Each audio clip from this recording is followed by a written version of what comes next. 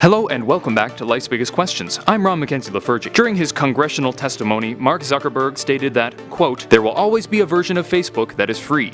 End quote. This suggested to some people that there was a paid version of Facebook in the works, something that caused some concern and confusion among Facebook users. It seems an unlikely move given Facebook's precarious position currently, but what if we did need to pay for Facebook? Let's explore. If you want more what if videos, check out our biggest what ifs playlist on the channel, but first, get ready, it's time to ask the question, what if you had to pay for Facebook? Of course, as with so many of these lists, the response to a subscription-based Facebook would depend somewhat on how much we would have to pay. If the fee was enormous, it would almost certainly doom Facebook, since most people would simply switch over to other free social media companies. But if the fee was very small, perhaps $1 or $2, it might make less of a change to most people for whom a couple bucks a month wouldn't be an issue. However, in this case, it could be that the addition of a fee, regardless of how expensive it was, would be the last straw that broke the Facebook camel's back. With Facebook already dealing with a good deal of trouble in the wake of the Cambridge Analytica fiasco, people are already looking for excuses to leave. Most people continue to use Facebook largely because they've already spent so much time on it. It's there anyway, my stuff is there, my friends are there, so why not use it? If, however, people needed to take extra steps and pay actual money to use this service that may or may not sell off information to the highest bidder, they would be more likely to just say screw it and delete it for good. So it seems that in this case, it's very likely that even a very small fee would cause a significant proportion of people to stop using Facebook. Of course, there would be some that would remain, but even those who are okay with paying a fee might leave soon after, since the platform would be much less useful if far fewer people used it. It's great to be able to make connections and stay in contact, but it's difficult to connect with people if nobody else uses the website. Thus, any fee would cause many people to leave the platform, and once they leave, even those willing to pay the fee would likely move on to other things, leaving Facebook in the dust. Mark Zuckerberg would have rubbed salt in the user's wounds, essentially saying, "Hey, sorry about selling your information, how about you pay us and give us your credit card information too?" People would not be pleased. But what would this mean? Without Facebook, where would other users go? Well, other social media platforms like Twitter and Instagram are already threatening to take over the space previously dominated by Facebook. It's likely that they would simply see a surge in popularity, since those who mainly used Facebook would shift their social media time over to other platforms, and those who already use them would probably use them even more. There could also be a replacement for Facebook that would appear, likely highlighting strict privacy policies. It could improve on Facebook's ideas and platform and fill in any gaps that might appear in a Facebook-less world. It's also possible, however, that the idea of putting your entire life into one system might become less appealing to many people after the security issues of late. It could be that there would simply be no replacement for Facebook at all. People might be wary of using a service that would encompass just about the entirety of one's life. It might be preferable to use a variety of apps for a number of different things. That way, if there was a security problem with one app, only a portion of your information would be revealed. In this case, it could be that people would take more of a modular approach, creating apps that could allow one to easily access multiple different social media accounts from one place, but that does not save any information. And now we return to our question, what if you had to pay for Facebook?